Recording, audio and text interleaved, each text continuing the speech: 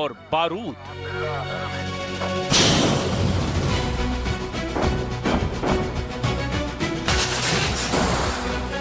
Target set किया जाता है, तोप में गोला डाला जाता है, ट्राइपॉड पर एंटी टैंक मिसाइल तान दी जाती है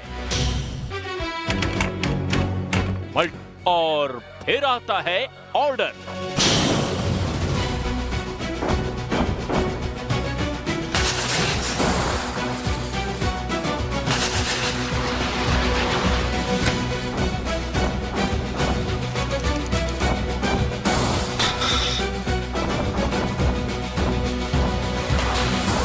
हिजबुल्लाह बजा रहा है बैंड और बाजी। हिजबुल्लाह ने अपने हमलों का ऐसा वीडियो जारी किया है जिसका मैसेज बेंयामिन नेतन्याहू के लिए है।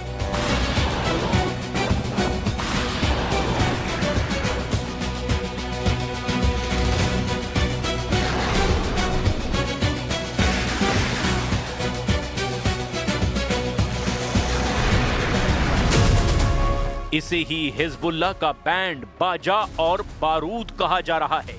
आप इसे हिजबुल्लाह का बैंड, बाजा और ब्लास्ट भी कह सकते हैं। ये तीनों वीडियो बता रहे हैं कि हिजबुल्लाह और इजराइल के बीच किसी भी वक्त ऐसा युद्ध शुरू हो सकता है जिसको रोकना फिर बहुत मुश्किल होगा। लेबनान और इजराइल का बॉर्डर एक बार फिर बहुत बड़ी आग देखने जा रहा है। लेबनान में इजराइल की लगातार एयर स्ट्राइक के बाद अब हिजबुल्लाह का बैंड, बाजा और बारूद लॉन्च हो चुका है। इजराइल की लगातार स्ट्राइक के बीच हिजबुल्लाह का ये वीडियो नेतन्याहू की नींद उड़ा सकता है।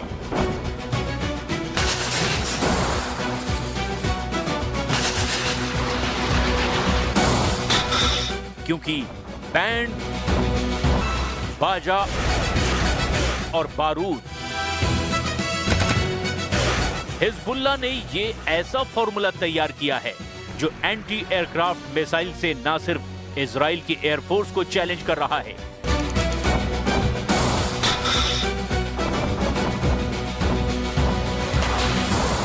इसकी गारंटी हिजबुल्लाह की तरफ से दी जा रही है। अपने बैंड, बाजा, बारूद में हिजबुल्लाह बता रहा है कि वो रॉकेट से हमला करेगा। वो इजराइल के खिलाफ ड्रोन भी लॉन्च करेगा, ऐसे ड्रोन जो हसन नसरल्लाह के दौर में ही तैयार किए गए थे। बल्कि अब हिजबुल्लाह ऐसे मिसाइलों के साथ भी तैयार है जिसकी टेक्नोलॉजी उसे ईरान की तरफ से मिली है। बर्फ पर इस बैंड बाजे वाले बारूदी वीडियो ने इजराइल के तनाव का लेवल माउंट एवरेस्ट पर पहुंचा दिया है। अब सवाल है, नेतन्याहू हिजबुल्लाह की नई धमकी से कैसे निपटेंगे?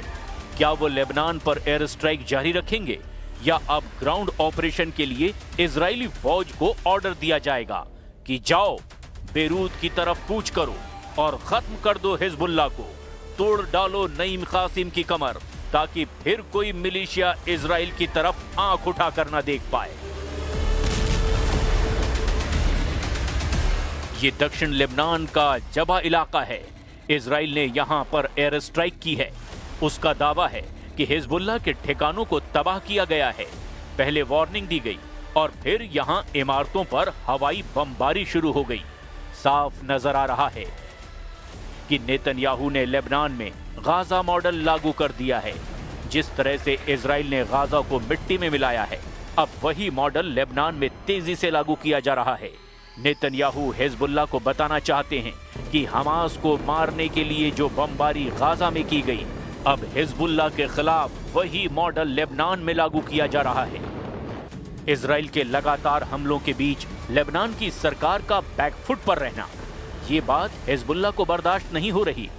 हिजबुल्लाह के महासचिव नईम कासिम ने कह दिया है कि अब वक्त आर पार का आने वाला है, इजराइल पर यकीन नहीं किया जा सकता।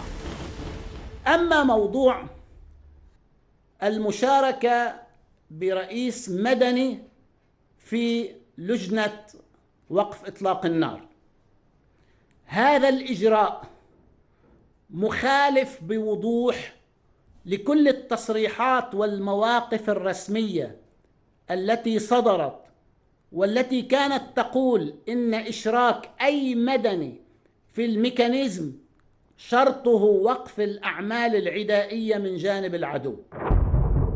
हिजबुल्लाह और इजराइल के बीच नए युद्ध का माहौल बहुत दिनों से उबाल खा रहा है। हिजबुल्लाह कमांडर अली तबतबाई के मारे जाने के बाद ये तेजाब बन चुका है।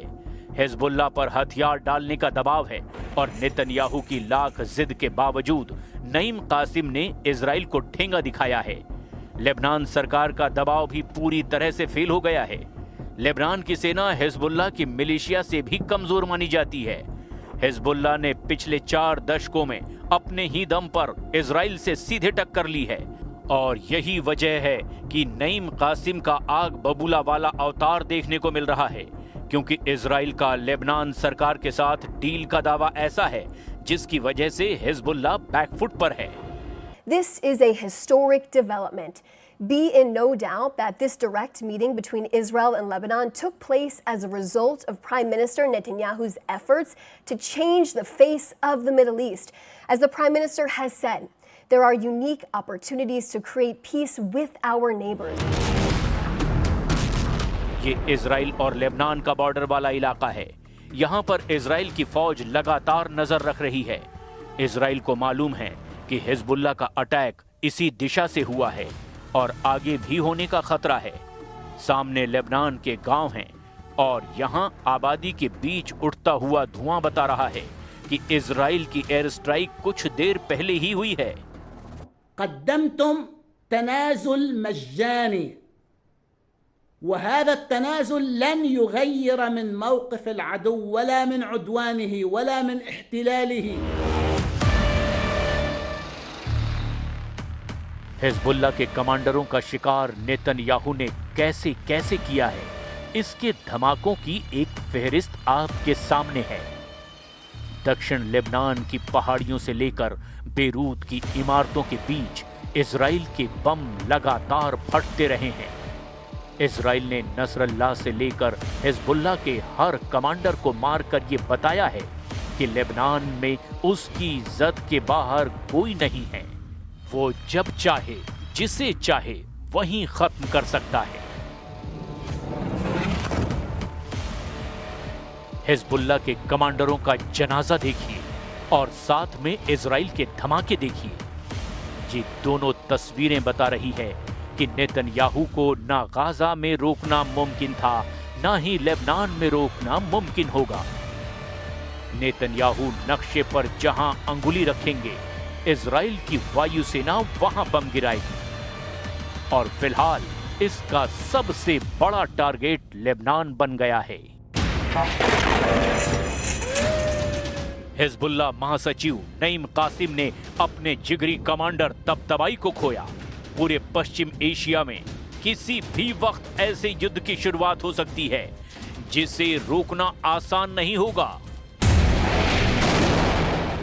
नईम कासिम ने बदला लेने की बात जरूर कही है और इसीलिए इजराइल को डर है कि हिजबुल्लाह का अगला कदम आखिर क्या होगा। हिजबुल्लाह को रोकने के लिए लेबनान बॉर्डर पर इजरायली टैंक एक्टिव कर दिए गए हैं ताकि रॉकेट अटैक के खिलाफ अगर कोई बड़ी कार्रवाई करनी पड़ी तो इजराइल की टैंक ब्रिगेड फौरन एक्शन ले। हिजबुल्लाह के रॉकेट को लेकर बड़ा खतरा उत्तरी इजराइल में ज्यादा है, क्योंकि यहां पर हिजबुल्लाह के छोटी दूरी के रॉकेट पहले भी कहर मचा चुके हैं। लेकिन हिजबुल्लाह के पास ऐसे रॉकेट और मिसाइलें भी हैं जो सीधे तेल अवीव को टारगेट कर सकती हैं।